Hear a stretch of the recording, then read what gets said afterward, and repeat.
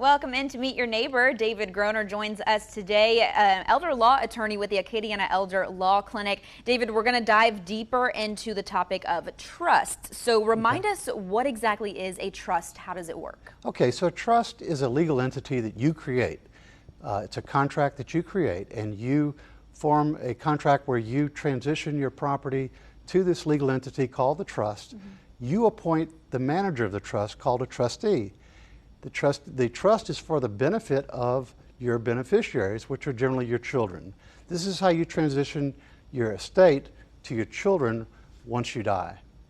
And who would be the trustee and the manager of the trust? So for the Medicaid Protection Trust, which most people are asking me to talk to them about and help them with, they generally want to appoint one of their children, or sometimes more than one of their children, to be co-trustees, but they're essentially in charge of just doing the necessary steps needed to manage the trust. And I'll give you an example. So a couple puts their home in a trust. They want to do that so that their children will be able to inherit that and they won't lose it to a nursing home or creditors or whatever. And as they get later in life, they decide, you know what, we'd like to sell that home and downsize and maybe move to a smaller home and not cut the grass.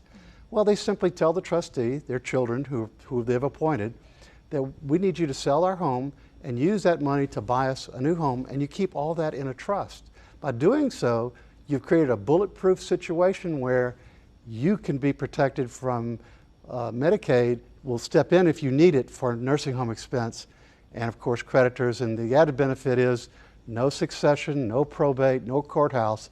It's all private. It's all between you and your children, and makes for a great way to plan your estate.